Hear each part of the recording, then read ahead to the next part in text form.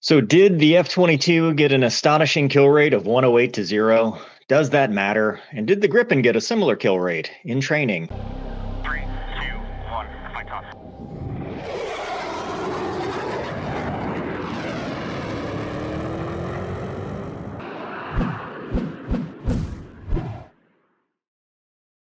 Hello, everybody. It's Monday. I'm Mover. Welcome back to the channel.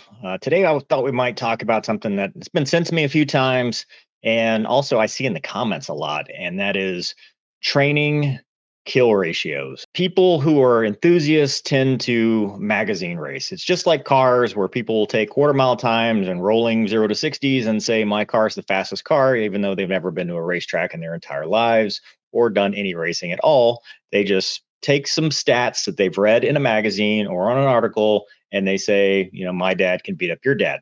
And I see that a lot in aviation talk, especially in the YouTube comments, where people are like, this jet's better than this jet, and whatever. What jet is better? The standard answer is always, it depends. It depends on the pilot. It depends on the equipment, what's working, what's not working, the any given Sunday approach. But this is not a video about whether an F-22 is awesome, which it is, it's a great airplane, or the Gripen is awesome, another great airplane, it is. This is more to address the myth that there are kill ratios in training that mean anything at all. So the most recent article that gets shared, it was actually picked up by, I think, National Interest, which isn't always the best source. And it's from Eurasian Times, again, not the best source.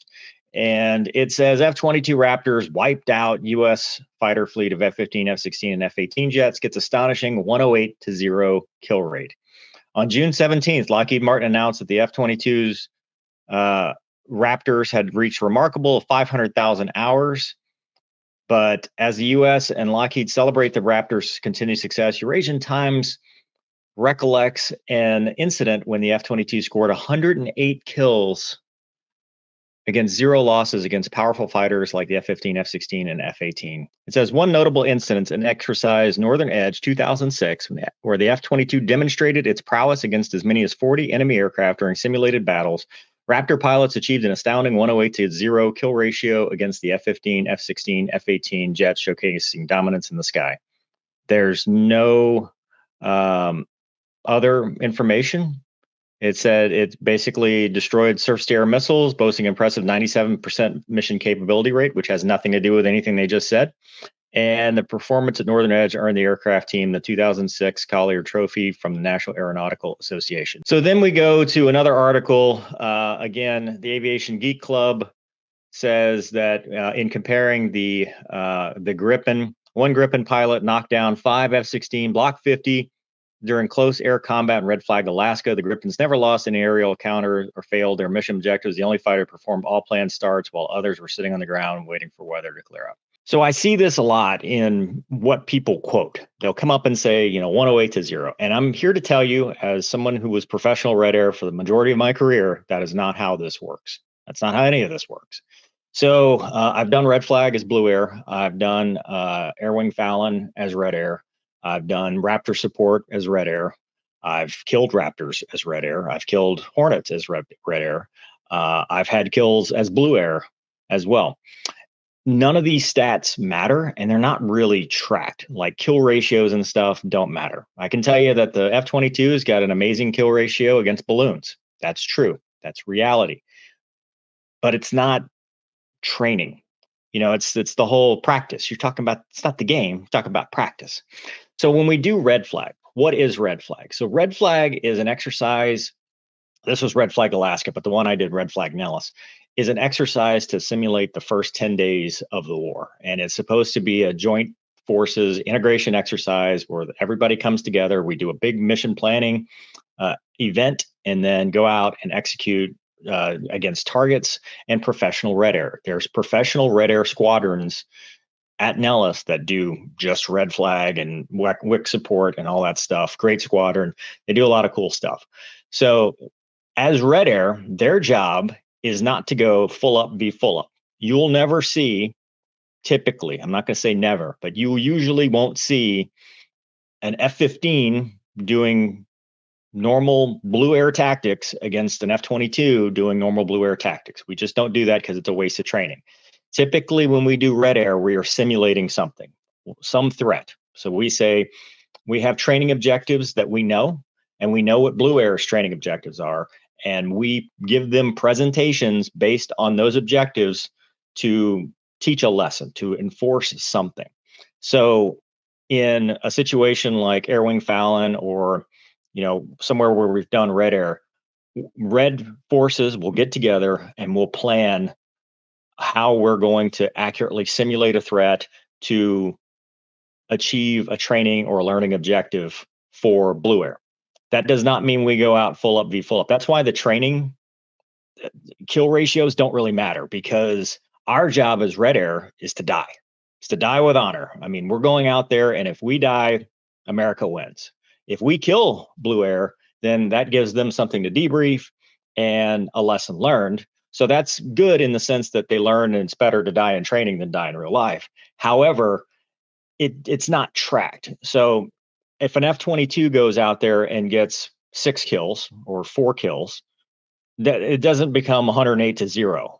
I mean, yes, there may be a time where they do really well and it works out, but that's not a, hey, the Raptor did this. It's the people flying executed their tactics correctly and did not get trapped by whatever errors that we were trying to force. So I think that's an important distinction, because people will then turn around and say, well, the Raptor is the world's greatest fighter because of 108-0 in training. Who cares? That's nonsense. It is nothing like, because I think it sounds very similar to the Eagle, what they're always talking about, 104-0. It sounds very similar to that, but it's not. Training kills don't count for anything, and we don't track it like that. I've seen a lot of people come out and say, well, the F-35 went out to red flag and killed everybody. Did it though? What was the objective? What level was red air operating at the time? What were they trying? What training objectives were they trying to do? Because if we go out and just fight to fight, it's wasting gas. We go out with specific, measurable, achievable training objectives that they can go out and say, we did this, we're going to debrief to this, and then get some lessons learned out of it. Caution anybody, whoever is like, well, like this article, well, they killed all these F-22s. Yes. Or they killed all these F-15s. Yes, because they were red air.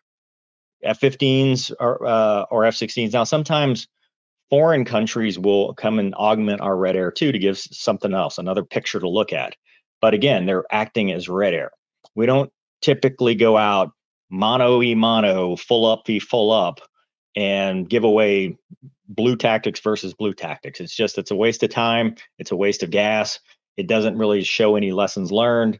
And you're shadow boxing yourself. We want to train against the threat we might see. We want to train against either a superior threat with superior numbers, or if you're doing a building block approach, sometimes you start off small, like fighting a T-38, and then move up to Mike Tyson, fighting the Eagle, fighting the F-16 with all kind of advanced tactics and stuff like that. So anytime somebody ever says, hey, that's, well, can you explain this? Was it undefeated at red flag? That instantly tells me they have no idea what they're talking about. I've gone to red flag as blue air. I've seen, the blue side of things, dropping bombs, having air-to-air shots.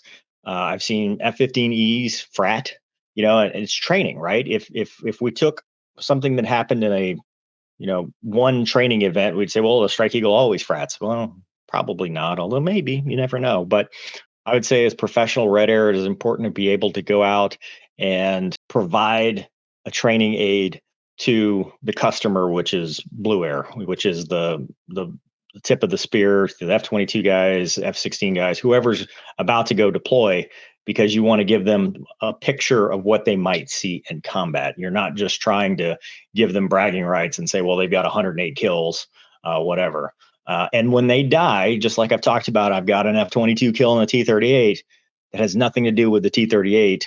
It has nothing to do with the F-22. It is that pilot in that situation at that time where an error happened, and I, as a red air, was able to exploit it, and it gave them something to debrief later. Has nothing to do with the airplanes, has nothing to do with capabilities. It is just that moment in time mistakes happen, and that's why we train, and that's why we practice. So you can't extrapolate, and these sensational headlines don't do anything except give people in the comment section argument fodder. That's pretty much it. So anyway, let me know in the comments what you think. Hope you guys enjoyed this episode. Thanks for watching. See you next time.